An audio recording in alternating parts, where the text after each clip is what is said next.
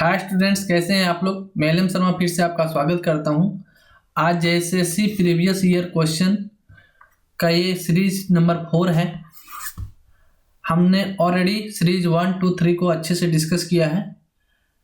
आप लोगों के लिए यह लेक्चर बहुत ही इम्पोर्टेंट रहने वाला है और आप लोगों के द्वारा बहुत ही ज़्यादा इसे पसंद भी किया जा रहा है, क्योंकि इसमें 20 क्वेश्चंस में आपके लगभग 100+ क्वेश्चंस कवर हो जाते हैं और सारे को मैं काफ़ी डिटेल में डिस्कस कर रहा हूँ ताकि आपको समझ में आए कि आयोग द्वारा किस प्रकार के क्वेश्चंस पूछे जाते हैं, उसे कैसे सॉल्व करना है और कहाँ से क्वेश्चंस पूछे जा रहे हैं। ये आइडिया यदि आपके अंदर में डेवलप हो जाता है तो आप यकीन मानिए कोई भी एग्जाम को क्रैक करने में आपको प्रॉब्लम नहीं होगी। तो चलिए आज का सीरीज हम शुरू करते हैं। उसके पहले एक छोटी सी जानकारी दे दूं कि हम लोगों ने गूगल प्ले स्टोर पे अपना एक एप्लीकेशन लॉन्च किया है जेएसएससी एजुकेशन के नेम से। आप वहां से जाके इसे डाउनलोड कर सकते हैं और फ्री में टेस्ट देकर अपना रैंक वगैरह देख सकते हैं। उसके साथ ही साथ हम लोगों ने JSSC CGL video course launch किया है, जहां आपको लगभग 250+ वीडियो कोर्स मिलते हैं। ज़्यादा जानकारी के लिए आप 8809474880 पर कॉल या व्हाट्सएप के माध्यम से संपर्क कर सकते हैं। इसमें आपको math, reasoning, science, Indian GK और झारखंड जीके का काफ़ी डिटेल्स में पढ़ाया जाता है और वही चीज़ पढ़ाए जाते हैं जहाँ से क्वेश्चंस पूछे जाते हैं। ठीक है, चलिए हम आज का सीरीज शुरू करते हैं। आज का पहला क्वेश्चन है, एक निचला बादल है, ये लो लेइंग क्लाउड इज। ऑप्शन में है तुषार, कोहरा, धूम कोहरा, ओस। तो देखिए हम पहले बारी बारी से जान लेंगे कि तुषार किसे कहते हैं, कोहरा किसे कहते हैं, धूम कोहरा किसे कहते हैं और ओस में क्या डिफरेंस है। इसके आंसर जो है हो आपका होगा कोहरा, फॉग। निचले बादल के रूप में फॉग को माना जाता है। वह क्यों, देखिए तुषार या ये जो फ्रॉस्ट है वो कहते हैं जब बर्फ के रूप में जो देखते हैं किसी पत्ते पे सुबह सुबह में, ये जो आप या फिर शिमला मनाली तरफ जो है इस टाइप के जो सीन देखे जाते हैं, ये जनरली बर्फ का ही रूप होता है, इसे हम फ्रॉस्ट कहते हैं। तो यह बादल का रूप नहीं है। उसी प्रकार जो आपका स्मॉग है वह धूम कोहरा अर्थात धूल वगैरह, धुआं वगैरह से जो एकदम अंधकारमय बादल टाइप का दिखता है, वो एक्चुअली बादल होता नहीं है। तो वह भी बादल का रूप नहीं है, वह एक तरह से प्रदूषण है। जैसे कि अभी दिल्ली में खासकर ठंडे के मौसम में काफ़ी प्रदूषण हो जाता है। ऐसा है कि पंजाब के जो किसान हैं या यूपी के किसान हैं, ऐसा बोला जाता है कि उनके पराली जलाने से धूम कोहरा का माहौल बनता है, जिसके कारण काफ़ी प्रदूषण हो जाता है। तो ये भी बादल का रूप नहीं है। डीव कहते हैं जो सुबह सुबह आप देखते हैं पत्ते पर इस टाइप का, उसे हम डीव कहते हैं। तो ये भी बादल का रूप नहीं है। लेकिन ये जो फॉग है इसे क्लाउड का रूप माना जाता है और यह इसलिए होता है क्योंकि जो वातावरण में वाटर होता है, ठंडा जब होने के बाद, कंडेंसेशन के बाद, यह क्या होता है, बादल के रूप में बदल जाता है। तो यह एक लो लेइंग क्लाउड के रूप में इसे जाना जाता है। ठीक है, तो ऑप्शन आपका क्या हो जाएगा, फॉग। नेक्स्ट है, एक हार्मोन जो रक्त शर्करा के स्तर को नियंत्रित करता है। यह hormone that controls blood sugar level is. कौन सा हार्मोन है जो ब्लड शुगर को कंट्रोल करता है। ऑप्शन में है आपका insulin, leptin, relaxin, follicle stimulating hormone. ठीक है, इसका आंसर होगा आपका इंसुलिन। ठीक है, इंसुलिन है जो आपके ब्लड में शुगर लेवल को कंट्रोल करता है। जैसे देखिए ये पेनक्रियाज होता है, पेनक्रियाज में एक आइलेट ऑफ लैंगरहैंस अर्थात इसे हिंदी में लैंगरहैंस की द्वीपिकाएं कहते हैं। वहीं से आपका क्या होता है, एक बीटा सेल होता है, एक अल्फा सेल होता है। ठीक है, बीटा सेल से इंसुलिन निकलता है। क्वेश्चन पूछा गया है कि इंसुलिन किस सेल से निकलता है, तो पेनक्रियाज से निकलता है और पेनक्रियाज में भी जो बीटा सेल होता है उससे इंसुलिन निकलता है। और इंसुलिन का काम क्या है कि यह आपके ग्लूकोज को ग्लाइकोजन में बदलता है।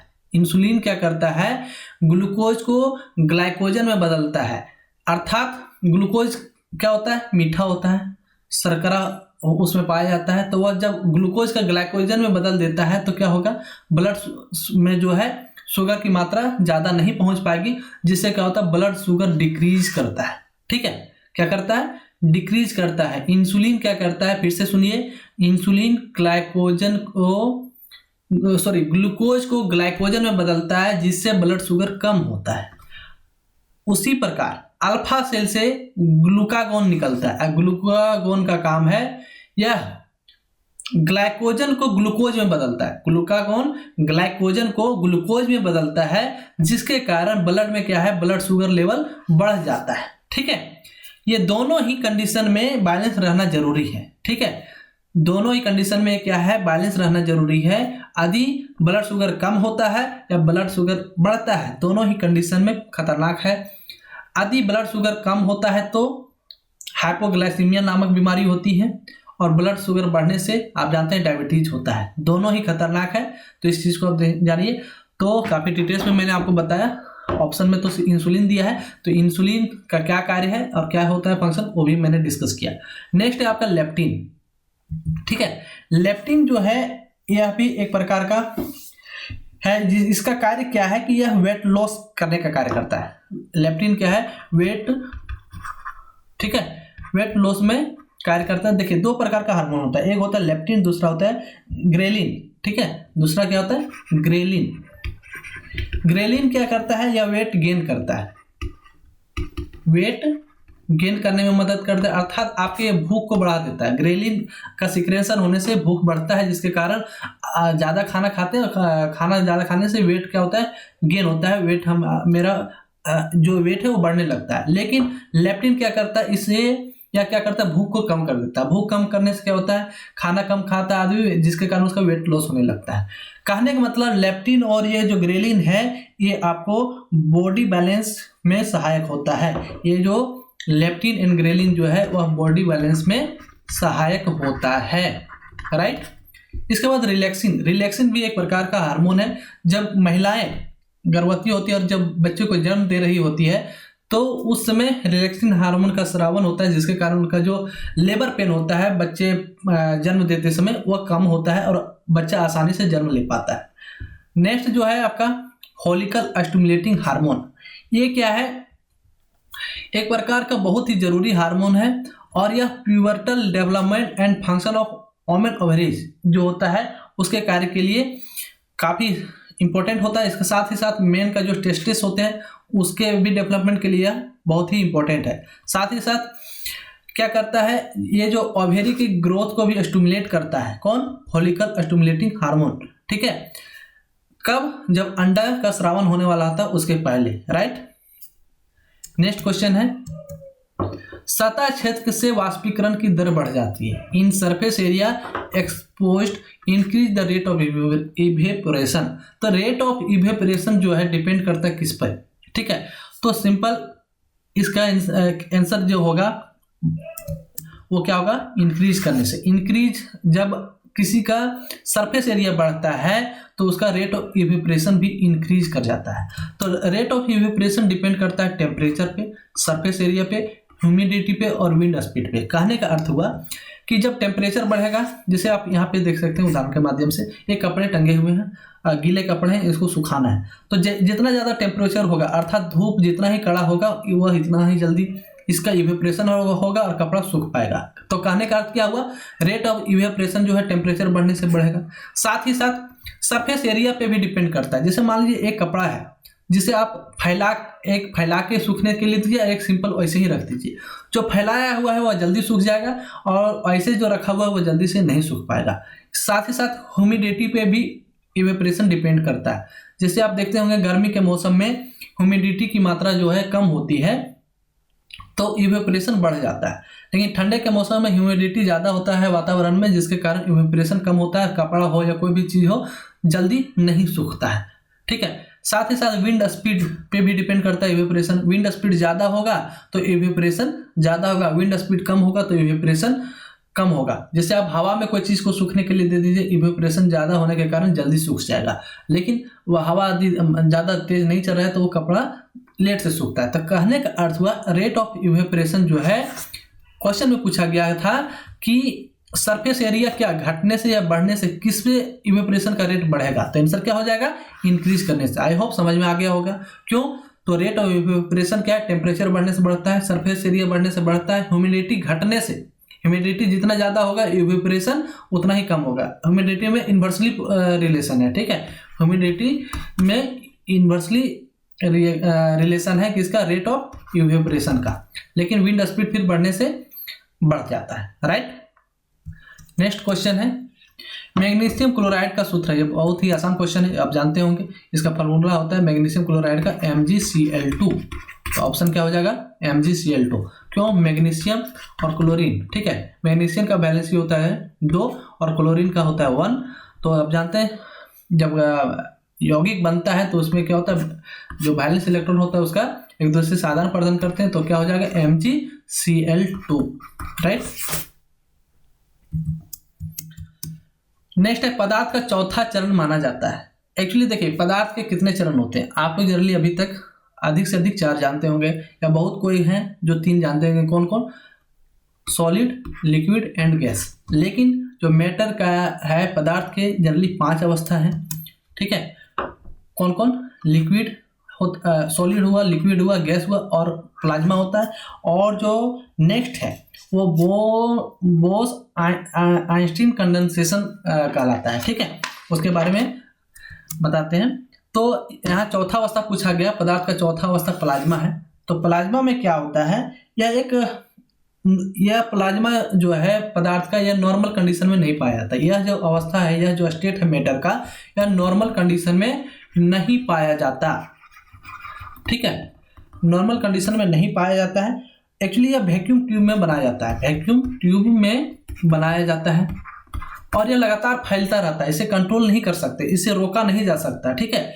ये जो प्लाज्मा है इसे कंट्रोल नहीं किया जा सकता।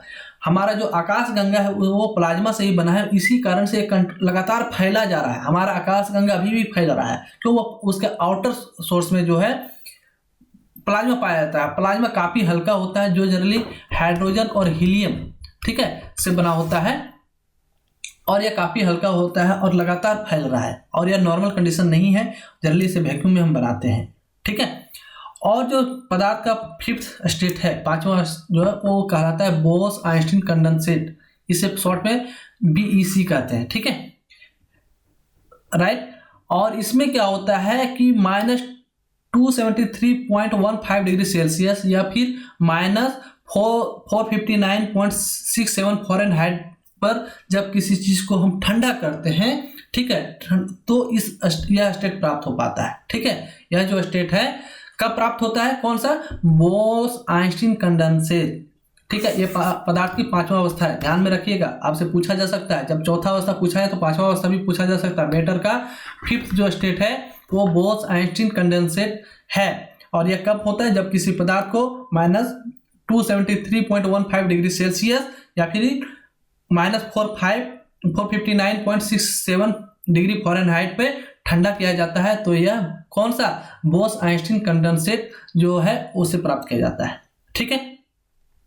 आपका प्लाज्मा है वो कहाँ कहाँ पाया जाता है, तो सन, स्टार वगैरह जो स्पेस वगैरह में प्लाज्मा पाया जाता है। लाइटनिंग जो बिजली का चमकता है उसमें भी प्लाज्मा पाया जाता है। ल्यूमिनस जो क्लाउड है वही प्लाज्मा का ही उसमें अंग है। नियॉन साइंस जो है, इलेक्ट्रिक आर्क, फ्लेम्स वगैरह, यह प्लाज्मा के ही एक तरह से रूप है। और पदार्थ के कौन कौन अवस्था हो गया, सॉलिड हो गया, लिक्विड हो गया, गैस हो गया, प्लाज्मा हो गया, राइट। नेक्स्ट क्वेश्चन, मशरूम खमीर का उदाहरण, अर्थात मशरूम यीस्ट यार एग्जाम्पल हो, सेप्रोफाइट्स, हेट्रोट्रॉप्स, हार्बीवोरस, ऑटोट्रॉप्स। तो इसका आंसर होगा सेप्रोफाइट्स। अब कहते हैं किसे, तो ऑटोट्रॉप्स और हेट्रोट्रॉप्स में क्या अंतर है उसको देखिए। ऑटोट्रॉप्स उसे कहते हैं जो अपना खाना खुद से बनाते हैं, अर्थात make their own food. Autotrophs, auto का मतलब ही होता है खुद से, ठीक है, ऑटो का मतलब होता है खुद से, तो अर्थात जो अपना खाना खुद से बनाता है ऑटोट्रॉप्स कहलाता है। जैसे पेड़ पौधे हो गए, ठीक है, प्रोटिस्टा वगैरह हो गया, कुछ बैक्टीरिया हो गया जो अपना खाना खुद से बनाते हैं, वो ऑटोट्रॉप्स कहलाते हैं। लेकिन हेट्रोट्रॉप्स क्या है कि वो जो अपना खाना खुद से नहीं बना सकते, अर्थात वो दूसरे पर डिपेंड होते हैं। जैसे हम मनुष्य हो गया, जानवर लोग हैं, वो इनडायरेक्टली उससे या तो किसी छोटे जानवर पर डिपेंड होते हैं या फिर पेड़ पौधे पर डिपेंड होते हैं। तो जो अपने खाने के लिए, जो अपने पोषण के लिए दूसरे पर आश्रित होते हैं उसे हम हेट्रोट्रॉप्स कहते हैं, ठीक है, राइट। उसके बाद है सेप्रोफाइट्स। सेप्रोफाइट्स क्या होता है, ये क्या करते हैं, न्यूट्रिशन के लिए किसी दूसरे पर डिपेंड होते हैं। जैसे किसी ऑर्गेनिक पदार्थ पर सड़ने करने के पास क्या होता है, उससे जो न्यूट्रिशन प्राप्त होता है उस पर वो फलते फूलते हैं, ठीक है, उसे हम सेप्रोफाइट्स कहते हैं। तो आपका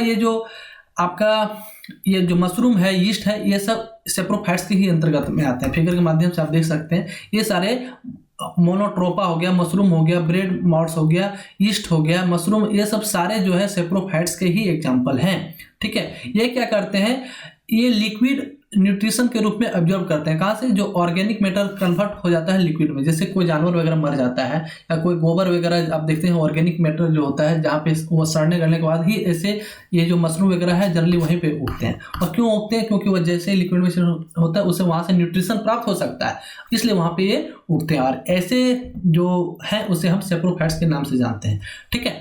तो सेप्रोफाइट्स किसे कहते हैं, organism particularly fungi which obtain nutrients directly from dead organic matter और वेस्ट, जो सड़े गले पदार्थ होते हैं वहां से अपना न्यूट्रिएंट्स को प्राप्त करते हैं, वो सेप्रोफाइट्स कहलाते हैं। ऑटोट्रॉप्स जो अपना खाना खुद से बनाते हैं, हेटेरोट्रॉप्स जो दूसरे पर खाने के लिए डिपेंड होते हैं। तो आंसर क्वेश्चन क्या पूछा गया था, मशरूम और यीस्ट किसका एग्जाम्पल है, तो आई होप समझ में आ गया होगा, ये सेप्रोफाइट्स का एग्जाम्पल है। क्यों, क्योंकि यह ऑर्गेनिक लिक्विड के रूप में अपने न्यूट्रिएंट्स को प्राप्त करते हैं। नेक्स्ट है, कैनाइन दांतों और मोलर दांतों के बीच स्थित दांत है। देखिए क्वेश्चंस काफी बेसिक पूछे जाते हैं, यदि थोड़ा थोड़ा भी आइडिया है तो आप बहुत अच्छे से क्वेश्चन को सॉल्व कर पाएंगे। कितना इजी क्वेश्चन है कि कैनाइन दांत और मोलर दांत के बीच क्या पाया जाता है। यदि आपको दांत का जो स्ट्रक्चर होता है, कौन सा दांत कहाँ पाया जाता है, थोड़ा सा भी आइडिया है तो आप इजीली क्वेश्चन को बना पाएंगे। ऑप्शन में क्या, इंसिजर्स, कैनाइन, प्रीमोलर और मोलर। तो इसका आंसर होगा आपका प्रीमोलर। क्या होगा, प्रीमोलर। आप फिगर के माध्यम से समझिए। जैसे देखिए, सबसे पहले आपका इंसीजर होता है जिससे आप मूली गाजर वगैरह काटने का कार्य करते हैं, ठीक है, वो इंसीजर्स होता है। कैनाइन मीन्स होता है नुकीला दांत जो है आपका, ठीक है, जिससे मांस वगैरह फाड़ने छीलने में मदद करता है, ठीक है, उसे हम कैनाइन, उस दांत को कैनाइन कहते हैं। उसके बाद मोलर और कैनाइन के बीच में प्री मोलर होता है। क्या होता है, यहाँ पे देखिए कैनाइन यहाँ पे है, मोलर यहाँ पे है, तो उसके बीच में ही प्री मोलर होता है। तो आप इसका कैसे ध्यान में रखेंगे, सबसे पहले इंसीजर्स होता है, फिर कैनाइन होता है, फिर प्री मोलर्स होता है, फिर मोलर्स होता है। जिससे आप चबाने का कार्य करते हैं वह मोलर्स होता है, ठीक है। ये दोनों प्री मोलर और मोलर से हम चबाने का कार्य करते हैं, ठीक है। तो ये इसकी संख्या क्या है, कभी कभी ये दांत का जो टीथ फार्मूला है या दंत सूत्र जो है उससे पूछा जाता है। तो बच्चों में क्या होता है, इंसीजर 2 ऊपर 2 नीचे पाए जाते हैं, ठीक है। कैनाइन 1 ऊपर 1 नीचे पाए जाते हैं, मोलर 2 ऊपर 2 नीचे पाए जाते हैं। और ये दोनों साइड होता है, लेफ्ट और राइट साइड में, इसको 2 से मल्टीप्लाई कर दीजिए, टोटल 20 होगा। इसलिए बच्चों में 20 दांत पाए जाते हैं। लेकिन अंग लोगों में इंसीजर की मात्रा 2 ऊपर 2 नीचे, कैनाइन 1 ऊपर 1 नीचे, प्री मोलर 2 ऊपर 2 नीचे, ठीक है। मोलर की संख्या यहाँ 3 हो जाती है, ठीक है, 3 ऊपर 3 नीचे। और ये दोनों साइड होता है लेफ्ट और राइट दोनों तरफ। इसे आप टोटल सॉल्व कीजिए, ठीक है। 2 1 3 और 2 5 और 3 8, 8 ऊपर 8 नीचे, तो 8 + 8 16, और इसे 2 से मल्टीप्लाई कीजिए 32। तो यंग में 32 दांत पाए जाते हैं, जिसमें से इंसीजर 2 4 और 2 से मल्टीप्लाई कीजिएगा टोटल 8। यदि पूछा जाए कि यंग पीपल में इंसीजर्स की संख्या टोटल कितनी है, तो 2 और 2 4 हो गया, और इसे 2 से मल्टीप्लाई कीजिएगा तो 8, ठीक है। कैनाइन की संख्या कितनी है, तो 1 + 1 2, और इसे 2 से मल्टीप्लाई कीजिएगा तो 4, ठीक है। मोलर्स की संख्या कितनी है, तो 3 + 3 6, इसको 2 से मल्टीप्लाई कीजिएगा 12।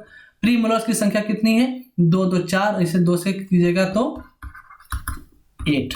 अब इसको टोटल ऐड कर लीजिए, आपको टोटल 32 आ जाएगा, ठीक है। तो कहने का क्या हुआ, सबसे पहले सामने इंसीजर पाया जाता है, फिर कैनाइन, फिर प्री मोलर, फिर मोलर, मोलर सबसे लास्ट में, ठीक है, राइट। ये दंत सूत्र जो टीथ फार्मूला है, इसे भी आप ध्यान में रखेंगे, ये भी बहुत बार पूछा गया है। नेक्स्ट है, गर्मी का खराब कंडक्टर है। देखिए जो भी मेटल होते हैं वो हीट का अच्छा कंडक्टर होता है, जैसे कॉपर हो गया, मेटल हो गया, ये हीट के अच्छे कंडक्टर हैं। ये तो दोनों होगा नहीं ऑप्शन में, तो या तो ऊन होगा या फिर पत्थर होगा। लेकिन सब ऊन को जो है सबसे बेड कंडक्टर माना जाता है हीट को, इसलिए गर्मी के सीजन में हम लोग ऊनी कपड़ा पहनते हैं, क्योंकि हमारा जो हीट होता है एक ही जगह जमा हो जाता है। हमारा जो शरीर का हीट है वो बाहर नहीं निकलने देता है। क्यों, ऊन, क्योंकि यह हीट का अच्छा कंडक्टर नहीं माना जाता है। तो आंसर क्या हो जाएगा, वूल, राइट। प्रकाश संश्लेषण छोटे चीजों के अंदर होता है जिसे कहा जाता है। 9th नंबर क्वेश्चन है कि प्रकाश संश्लेषण छोटे चीजों के अंदर होता है जिन्हें कहा जाता है, अर्थात photosynthesis take place inside a small things called, उसे क्या कहते हैं जहां पे फोटोसिंथेसिस क्रिया होती है। कोलेनकाइमा, क्लोरोप्लास्ट, सेलुलोज और साइटोप्लाज्म। तो इसका आंसर हो जाएगा आपका क्लोरोप्लास्ट। ठीक है, यहाँ फिगर के माध्यम से समझिए। सबसे पहले कोलेनकाइमा किसे कहते हैं, तो यह एक प्रकार का उत्तक है, टिश्यू है, और इसका कार्य क्या है कि यह सेल को बढ़ाता है और मोटाई को भी बढ़ाता है, और इसका कार्य क्या है कि यह स्ट्रक्चरल सपोर्ट, ठीक है, जो बढ़ने वाले रूट्स होते हैं, शूट्स होते हैं, पत्तियां होती हैं, उसे यह स्ट्रक्चरल सपोर्ट प्रदान करता है। कौन? कोलेनकाइमा। ठीक है, यहाँ पे जो क्लोरोप्लास्ट होता है, यहाँ पे फोटोसिंथेसिस की क्रिया होती है। ठीक है, लेकिन यदि इससे भी डीप यदि जाके पूछा जाए कि कहाँ पे होती है, तो देखिए क्लोरोप्लास्ट के ही अंतर्गत में सबसे पहले इसका लेयर पाया जाता है, आउटर मेंबर, इनर मेंबर, और बीच में जो होता है आपका थैलोकाइट्स होता है। थैलोकाइट्स के ही अंतर्गत में ये ल्यूमेन और ग्रेनम होता है। ठीक है, ल्यूनम और ग्रेनम होता है। तो यदि पूछा जाए कि कहाँ पे होता है, तो ग्रेना वाले भाग में फोटोसिंथेसिस की क्रिया होती है। यदि डीप में पूछा जाए, देखिए इतना डीप में पूछा नहीं जाएगा, जानकारी के लिए मैं आपको बता दे रहा हूँ कि ये जो फोटोसिंथेसिस की क्रिया होती है क्लोरोप्लास्ट में होती है। यदि ज्यादा डीप में यदि क्वेश्चन पूछा जाए कि क्लोरोप्लास्ट के किस भाग में होता है, outer membrane, inner membrane, lumen और ग्रेना, तो ग्रेना वाले भाग में फोटोसिंथेसिस की क्रिया होती है। ठीक है, सेलुलोज आप जानते हैं कि जो पेड़ पौधे में पाया जाता है सेलुलोज, और कार्बोहाइड्रेट का सबसे ज्यादा भाग सेलुलोज के ही रूप में पाया जाता है। साइटोप्लाज्म जो है, इसे हिंदी में कोशिका द्रव्य कहते हैं। ठीक है, कोशिका द्रव्य में ही आपका जो न्यूक्लियस वगैरह है वो पाए जाते हैं। ठीक है, जीव द्रव्य को छोड़कर जो भी भाग बचते हैं वो साइटोप्लाज्म कहलाता है, वो सेल के अंदर। वो सेल थ्योरी में आपको मैं काफी डिटेल से बताया हूँ। नेक्स्ट है, किस किस अवस्था में कणों के बीच सबसे अधिक स्थान होता है। ठीक है, in which state of matter has most space between particles. तो देखिए ऑप्शन में है लिक्विड, प्लाज्मा, सॉलिड और गैस। तो इसका आंसर हो जाएगा गैस। क्यों? तो इसको फिगर के माध्यम से हम समझेंगे। जो सॉलिड्स होते हैं इसके बीच में जो पार्टिकल्स होते हैं काफी सटे होते हैं, काफी सटे होते हैं, इसलिए इसे आसानी से दबाया नहीं जा सकता। ठीक है, लिक्विड में इससे ज़्यादा डिफरेंस होता है और थोड़ा थोड़ा फैल जाते हैं। ठीक है, इसलिए लिक्विड के फॉर्म में होता है और उसे जिस बर्तन में रखते हैं उसी का आकार अब हो जाता है। लेकिन गैस में क्या होता है, उसके पार्टिकल्स के बीच में काफ़ी ज़्यादा स्पेस हो जाता है। ठीक है, इसलिए उसे कंप्रेस किया जाता है। ठीक है, उसे आप कंप्रेस कर सकते हैं गैस को, लेकिन सॉलिड को आप कंप्रेस नहीं कर सकते, लिक्विड को आप आसानी से कंप्रेस नहीं कर सकते, लेकिन गैस को हम आसानी से कंप्रेस कर सकते हैं क्योंकि इनके पार्टिकल्स के बीच में गैप काफी ज्यादा पाया जाता है। तो एक क्वेश्चन पूछा गया कि विच state of matter has most space between its particle, अर्थात इसके पार्टिकल्स के बीच में किसमें ज्यादा रिक्त स्थान पाया जाता है। तो आप यहाँ फिगर के माध्यम से खुद देखिए कि किसमें आपको ज्यादा डिफरेंस दिख रहा है, सॉलिड वाले में, लिक्विड वाले में, गैस वाले में। ऑब्वियसली गैस वाले में आपको अच्छे से ज्यादा गैप दिख रहा होगा, तो इसका आंसर क्या हो जाएगा? गैस। राइट। नेक्स्ट है, एक जीव है जो परिसर में मौजूद ठीक है, साधु से यहाँ साधा नहीं है, सिंपल है, उसे जटिल कार्बनिक यौगिकों का उत्पादन करता है, अर्थात is an organism that produces complex organic compound from simple substances present in the surroundings. Option में है हेटेरोट्रॉप्स, हर्बीवोरस, ऑटोट्रॉप्स और कार्निवोरस। ठीक है, तो इसका आंसर हो जाएगा ऑटोट्रॉप्स। क्यों? ये अपना खाना खुद से बनाते हैं। ठीक है, कॉम्प्लेक्स ऑर्गेनिक कंपाउंड के रूप में सिंपल जैसे वाटर से, कार्बन डाइऑक्साइड की मदद से अपनी खाना बना लेते हैं। ठीक है, आपको मैं पहले बताया ऑटोट्रॉप्स और हेटेरोट्रॉप्स में क्या अंतर है। ऑटोट्रॉप्स वो किसे कहते हैं जो अपना खाना खुद से बनाते हैं, जैसे पेड़ पौधे हो गए। ठीक है, कुछ बैक्टीरिया वगैरह खाना खुद से बनाते हैं। हेटेरोट्रॉप्स कहते हैं जो अपने खाने के लिए, अपने पोषण के लिए दूसरे पर डिपेंड होते हैं, उसे हम हेटेरोट्रॉप्स कहते हैं। जैसे फंगी हो गया, एनिमल्स हो गए, मनुष्य हो गया, जो भी जानवर है वो छोटे जानवर पर या फिर पेड़ पौधे पर आश्रित होते हैं, इसलिए उसे हेटेरोट्रॉप्स कहते हैं। ठीक है, तो ऑटोट्रॉप्स ही है जो सिंपल से, जैसे ऑटोट्रॉप्स पेड़ पौधे खाना कैसे बनाते हैं, ये जड़ से H2O लेते हैं। ठीक है, वातावरण से CO2 लेते हैं और in the presence of sunlight ठीक है। सनलाइट ये C6H12O6 बनाते हैं प्लस ऑक्सीजन देते हैं, तो यह कॉम्प्लेक्स और कंपाउंड है C6H12O6, अर्थात ग्लूकोज क्या सिंपल ऑर्गेनिक कंपाउंड नहीं है, यह कॉम्प्लेक्स ऑर्गेनिक कंपाउंड है। लेकिन यह खाना कैसे बना रहा है, सिंपल कंपाउंड से, जैसे H2O CO2 ये जो है सिंपल है, ठीक है, नॉर्मल कंपाउंड्स है, इसे यह कॉम्प्लेक्स कंपाउंड के रूप में अपना खाना बनाते हैं। तो यह कौन बनाते हैं, पेड़ पौधे, और पेड़ पौधे किस ग्रुप में आते हैं, ऑटोट्रॉप्स ग्रुप में आते हैं, इसलिए इसका आंसर क्या हो जाएगा, ऑटोट्रॉप्स। नेक्स्ट है, जब हम आयोडीन में स्टार्च डालते हैं तो रंग बदल जाता है, किस रंग में बदल जाता है, तो इसका आंसर हो जाएगा ब्लू। ऑप्शन में क्या था, ब्लैक, ब्लू, पर्पल और ग्रीन। क्यों, आप यहाँ देखिए ये क्या करता है, आप जानते हैं स्टार्च, आलू में स्टार्च पाया जाता है, इसमें जैसे ही आप आयोडीन डालेंगे इसका रंग किस रूप में बदल गया, ब्लू के रूप में बदल गया, ठीक है। तो इसे आप ध्यान में रखेंगे। वो क्यों, तो देखिए आयोडीन जो है वो रिएक्शन करता है फ्री आयोडीन से, ठीक है, और ये नेगेटिव आयोडीन बनाता है, और जैसे ही स्टार्च मिलता है या फास्ट रिएक्शन करता है और डार्क ब्लू रिएक्शन के रूप में देता है, बदल जाता है, इसका जो कलर होता है वो डार्क ब्लू होता है, ठीक है। नेक्स्ट है, पानी में अघुलनशील वसा है, कौन सा फैट है जो पानी में नहीं घुलता है। देखिए दो प्रकार के होते हैं, एक वाटर सोल्यूबल और फैट सोल्यूबल, ठीक है, तो उसे हम देखेंगे। तो ऑप्शन में क्या है, राइबोफ्लोविन, फॉलेट, लिपिड्स, बायोटिन, कौन सा है जो पानी में नहीं घुलता है, तो आंसर इसका हो जाएगा लिपिड्स जो है वो पानी में नहीं घुलते हैं। इसके अलावा जो विटामिन है उसके बारे में बता दूं कि जो वाटर सोल्यूबल है वो आपका सिर्फ विटामिन बी और सी है, ठीक है, विटामिन बी और सी वाटर सोल्यूबल है, लेकिन ए, डी, ई, के ये जो है फैट सोल्यूबल होते हैं, ये पानी में नहीं घुलते हैं, ठीक है। आप यहाँ पे देख सकते हैं ए, डी, ई और के ये जो है फैट सोल्यूबल होते हैं, फैट सोल्यूबल होते हैं, लेकिन विटामिन बी और सी जो है, विटामिन बी और सी ये वाटर सोल्यूबल है, क्या है, वाटर सोल्यूबल। इसीलिए आप जनरली देखते होंगे, जनरली जो घर में कहा जाता है कि फल को या सब्जी को काट के नहीं धोना चाहिए, ठीक है, काटने के बाद नहीं धोना चाहिए। तो क्यों नहीं धोना चाहिए भाई, तो सब्जियों में जनरली देखते हैं vitamin B, B1, B2, B3, B5 जो भी है विटामिन बी और सी के ही रूप में ज़्यादातर पाए जाते हैं, और ये कैसा विटामिन है, ये वाटर सोल्यूबल है। ये जो देख सकते हैं बी और सी जो है वाटर सोल्यूबल है, तो वाटर सोल्यूबल है मतलब ये विटामिन से हम धोएंगे पानी से तो उसमें घुल जाएंगे, और घुलने के बाद वो पानी के माध्यम से बाहर निकल जाएगा, तो हमें वो पोषक तत्व मिल ही नहीं पाएगा, ठीक है, क्योंकि वो पानी में घुलनशील होने के कारण पानी में बह जाएगा, तो विटामिन उसमें बचा ही नहीं, तो उसे खाने से क्या फायदा। इसीलिए कहा जाता है कि फलों को काट कर नहीं धोना चाहिए, क्योंकि उसमें विटामिन बी और सी पाया जाता है, और बी और सी जो है आपका वाटर सोल्यूबल विटामिन है, वाटर सोल्यूबल होने के कारण ही इसे काट कर नहीं धोना चाहिए। तो आंसर क्या था, क्वेश्चन क्या पूछा गया था, पानी में अघुलनशील है जो नहीं घुलता है, तो कौन सा हो जाएगा, ए, डी, ई, के, और लिपिड्स का मतलब होता है फैट, ठीक है, तो फैट वाले जो है वो आपका नहीं घुलते हैं पानी में, ठीक है, वो फैट में ही घुल पाएंगे, ठीक है, तो आंसर क्या हो जाएगा, लिपिड्स।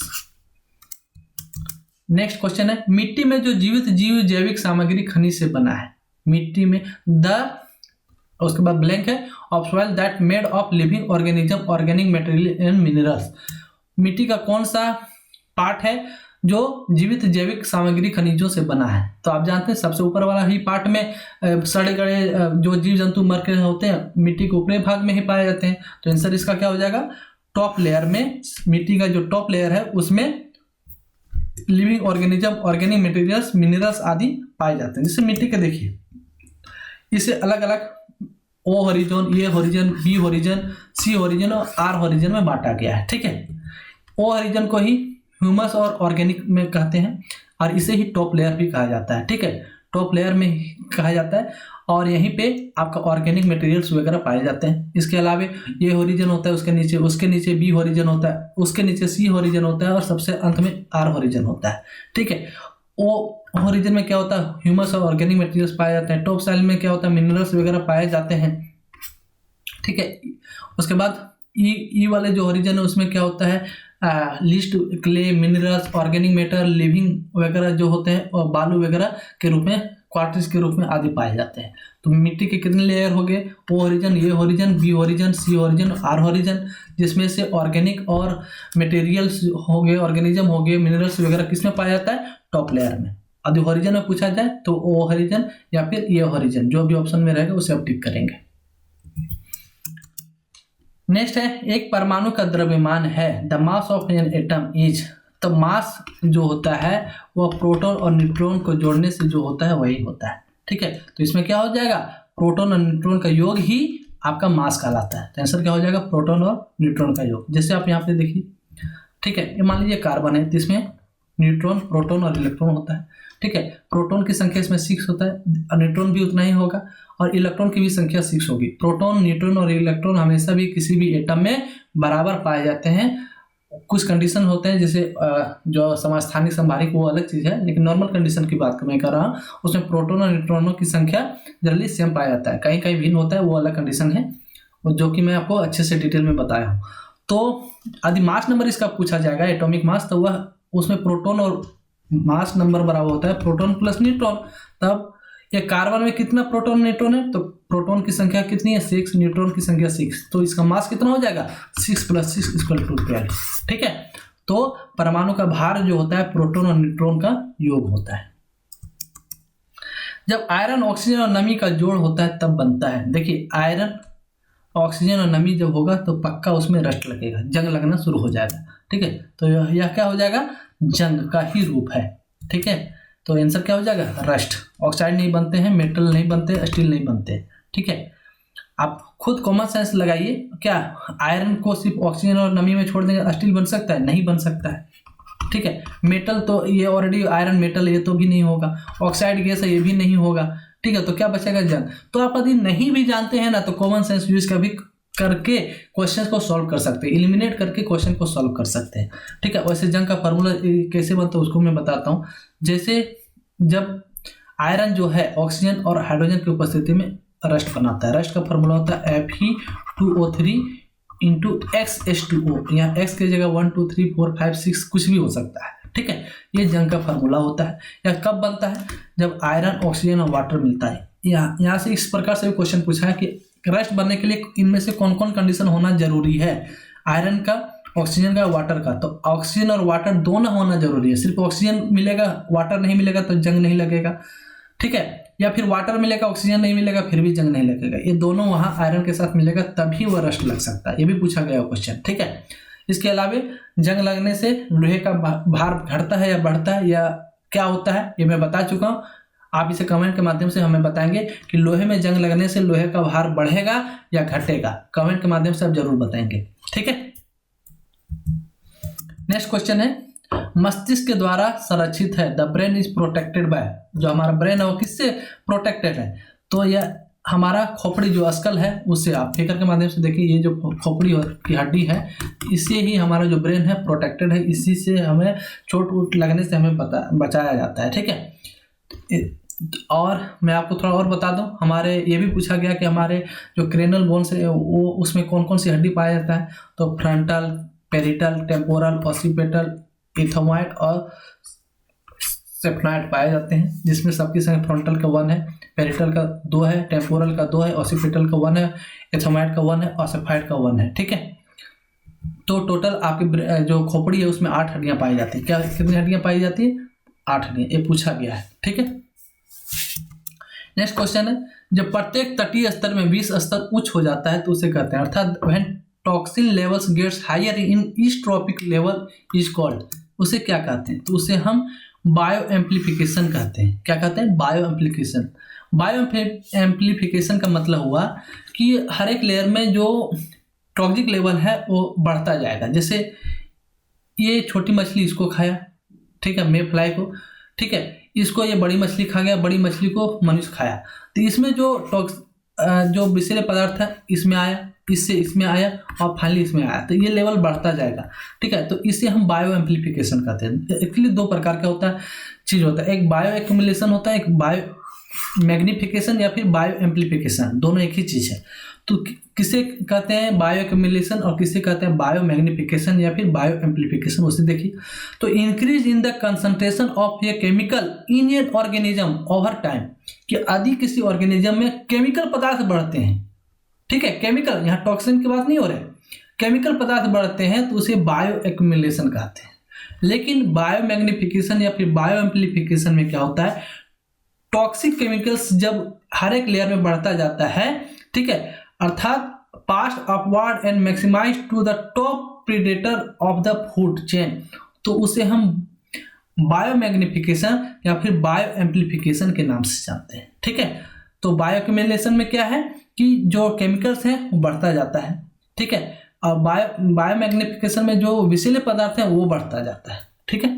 तो आंसर यहाँ पूछा क्या जा रहा है, देखिए यहाँ पे टॉक्सिन लेवल्स पूछा जा रहा है, केमिकल्स लेवल नहीं पूछा गया है। टॉक्सिन लेवल्स क्या हो जाएगा, बायो एम्प्लीफिकेशन या फिर बायोमैग्निफिकेशन, ठीक है।